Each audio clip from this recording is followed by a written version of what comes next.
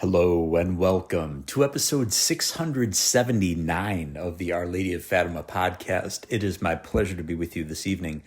My name is Terrence M. Stanton. We are recording on Wednesday, October the 11th, 2023, in the year of our Lord Jesus Christ. And let us begin with St. Alphonsus Liguori's Wednesday prayer to the Most Blessed Virgin Mary to obtain deliverance from hell. My most beloved Lady, I thank thee for having delivered me from hell as many times as I have deserved it by my sins.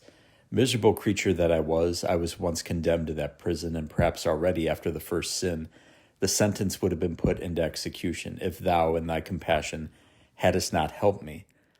Thou, without even being asked by me, and only in thy goodness, didst restrain divine justice. And then, conquering my obduracy, thou didst draw me to have confidence in thee. Oh, into how many other sins should I have afterwards fallen, and the dangers in which I have been, hadst not thou, my loving mother, preserved me by the graces which thou didst obtain for me. Ah, my Lady, continue to guard me from hell.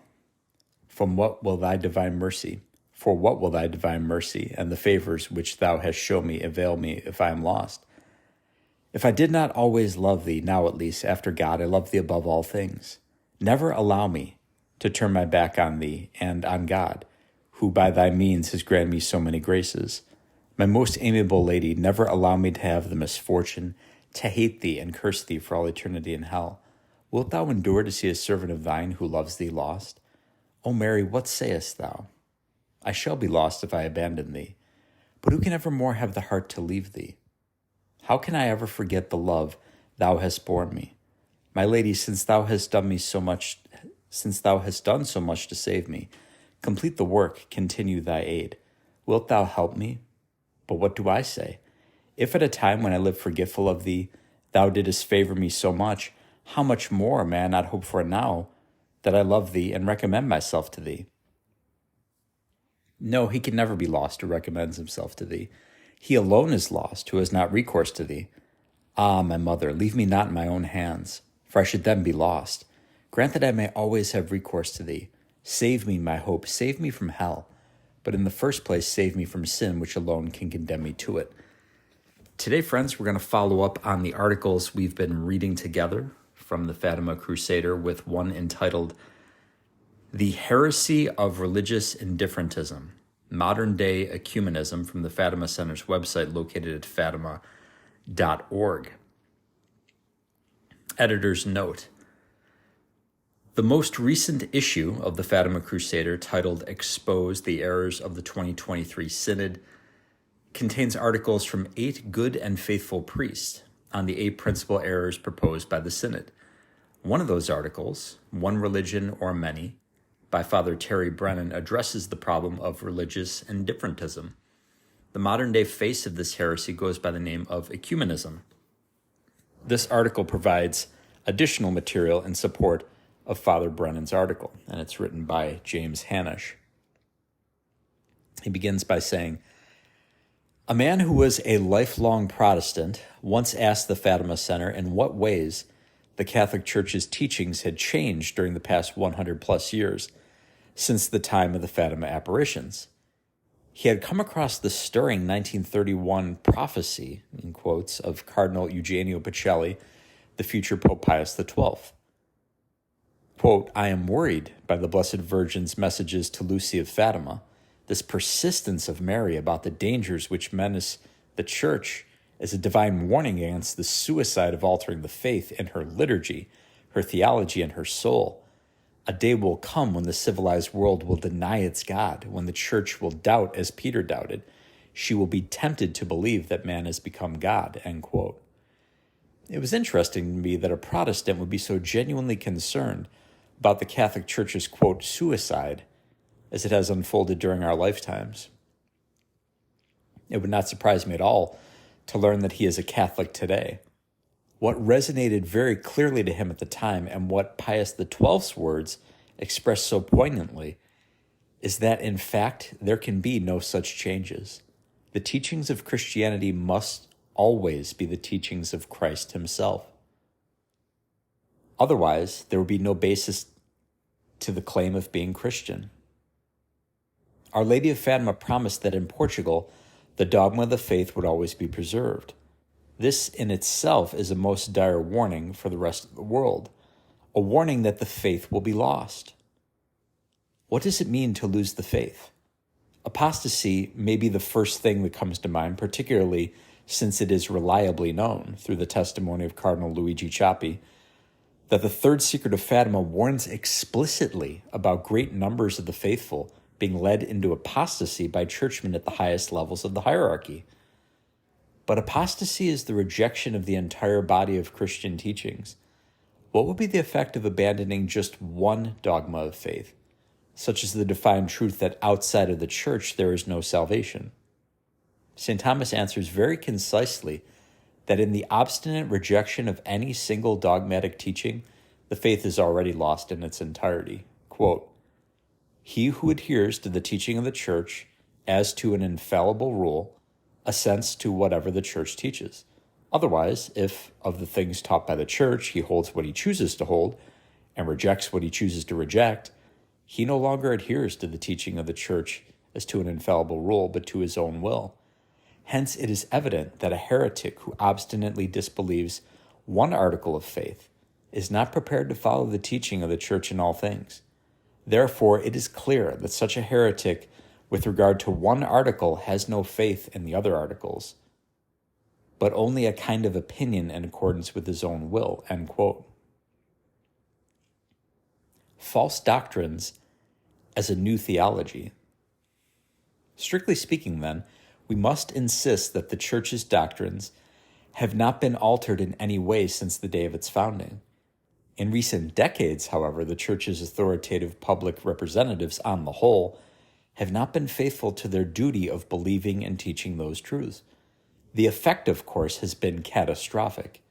At the present time, it is not uncommon to find practicing Catholics, quote unquote, who find the Church's traditional liturgy repugnant, who do not know the Hail Mary, and who do not believe that Jesus Christ is present in the Blessed Sacrament, or even that Jesus Christ is God incarnate. We must pray with great fervor for Our Lady to deliver us from this debacle. In the meantime, it is of the greatest importance to understand whence the poisoned waters have been flowing for the past 60 years. An array of tenets of a new theology was proposed at the Second Vatican Council, all quite contrary to Catholic faith, especially regarding religious liberty, collegiality, and ecumenism, being clear infiltrations of the revolutionary Freemasonic platforms of liberty, equality, and fraternity. To continue with the example named above, regarding the necessity of belonging to the Catholic Church for salvation, we find a host of deadly errors subtly insinuated in the Council's document on the Church, Lumen Gentium. Through diabolically ambiguous language, the true faith is put in question, leaving poorly informed Catholics vulnerable to deadly errors. Particularly, that our Lord's true church on earth is not exclusively identified with the Catholic Church, but rather is present also in all its essential elements in non-Catholic sects, that these sects are used by the Spirit of Christ as a means of salvation, having an apostolic mission of their own, and that these sects share with the Catholic Church the same Christian faith, and an at least imperfect communion. All of these false notions, implicitly admitted by Lumen Gentium's loose terminology, will be given explicit expression after the Council. Rediscovering the true faith. Let us make a brief summary of the Church's true view of ecumenism. As the Catechism of the Council of Trent teaches, Part 1, Article 9, all false religions come from the father of lies. Interfaith prayer gatherings are a relatively new phenomenon, but in essence they amount to nothing less than false worship, forbidden by the First Commandment. In this broader context, and from the time of the apostles, the voice of the Church has been clear. Be ye not partakers with them, for ye were heretofore darkness, but now light in the Lord. Walk ye as the children of light, and have no fellowship with the unfruitful works of darkness, Ephesians 5:6. Bear not the yoke together with unbelievers, for what participation hath justice with injustice? Or what fellowship hath light with darkness? And what concord hath Christ with Belial? Or what part hath the faithful with the unbelievers? 2 Corinthians 6:14 and 15. We also have this moving injunction of Pope Paul IV to the Catholics in England, written at a time when they were suffering the most severe persecutions unless they agreed to go from time to time to the public churches. Great has been the grief of our mind for the tribulations and calamities you have constantly undergone for your adherence to the Catholic faith. And as we understand that these trials are becoming more severe at present, our affliction is increased exceedingly. For we are informed that you are compelled, under the most grievous penalties, to go to the churches of heretics, to frequent their meetings, and be present at their sermons.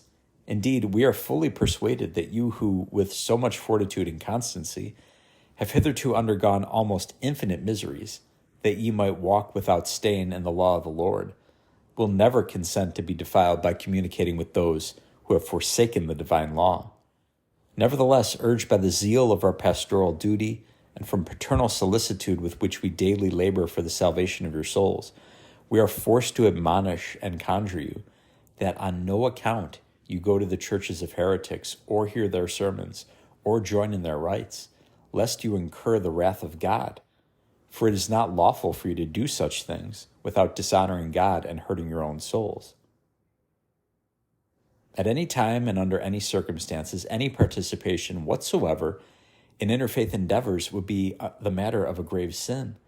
Pope Pius XI condemned the modern ecumenical movement from its very beginning in the early 1900s, calling it a threat to the foundations of the Catholic faith.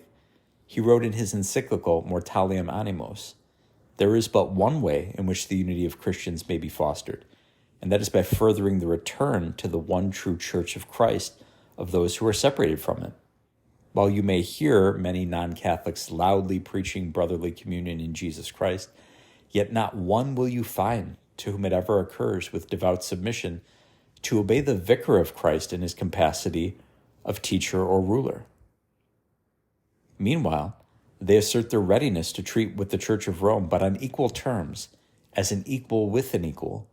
This being so, it is clear that the Apostolic See can by no means take part in these assemblies, nor is it in any way lawful for Catholics to give such enterprises their encouragement or support. If they did so, they would be giving countenance to a false Christianity quite alien to the one Church of Christ. Bishop George Hay of Scotland was already warning Catholics against the errors of ecumenism in the late 19th century, before they had given shape to the Protestant movement of that name. All communication in matters of religion with those separated from the Church of Christ is a very great crime in the sight of God, and strictly forbidden by his holy law, as being intrinsically evil in its own nature, because such communication implies an approbation of their false doctrine. We are obliged to love the persons of those who are engaged in false religions, to wish them well, and to do them good. But we are expressly forbidden all communication in their religion, that is, in their false tenets and worship. This would include going to the places of worship, hearing their sermons, joining in their prayers, partaking of their sacraments, or other divine office whatsoever.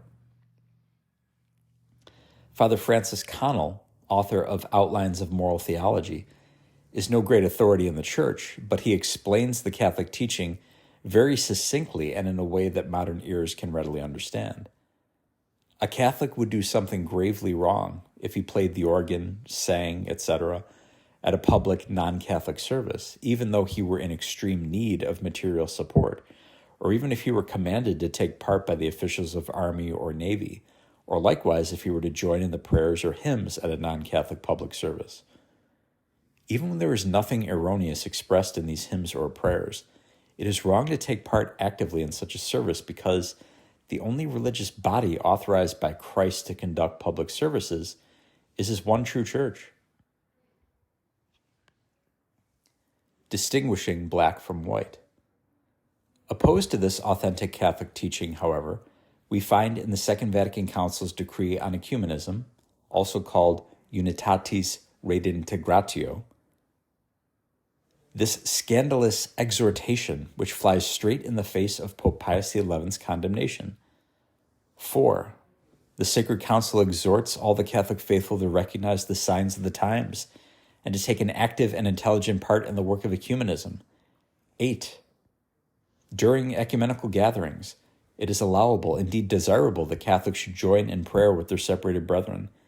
15. Some worship in common, communicatio in sacris, is not only possible but to be encouraged. 9 and 18. It is the Council's urgent desire that every effort should be made toward the gradual realization of this unity, especially by prayer and by fraternal dialogue, where each can deal with the other on an equal footing. Importance of maintaining clarity about the faith. It has been to our great loss and danger that Catholic catechesis has been so neglected in recent years. Had more Catholics been properly instructed and on their guard, they might have recognized these novel teachings of the Council for what they are, condemned errors. As Catholics, we are bound to the authentic Catholic rule of faith, particularly as defined by the Church's extraordinary magisterium, a charism which the Pope and bishops at the Second Vatican Council expressly declined to exercise. Where we find the documents of that council departing from the Church's constant prior teaching, such as occurs regarding ecumenism, we must hold fast to the traditional faith.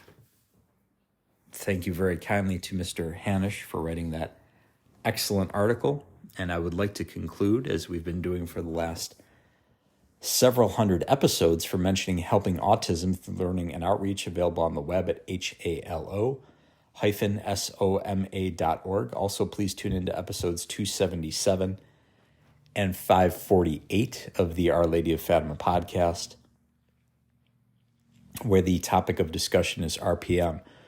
RPM is an acronym for Rapid Prompting Method, a system of communication for non-speakers. Before my niece was 8, we didn't even know her favorite color. Now we know she's a comprehensive genius, thanks to God's grace working through RPM and the hard work of Brielle and her entire family.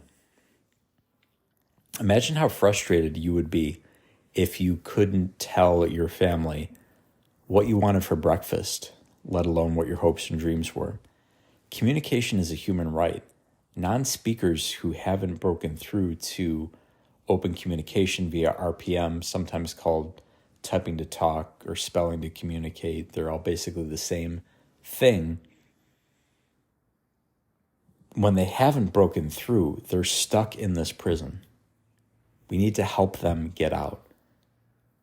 And just as sign language was a revolutionary breakthrough in terms of being able to communicate for the deaf, RPM is doing the same thing for non-speakers. So please spread the word far and wide. Tell it to everyone you know, because if you don't know a non-speaker, you probably will at some point in your life. Thank you so much for listening to the Our Lady of Fatima podcast, and please tune in again tomorrow. I'll be here. You be here too. Goodbye, and God love you.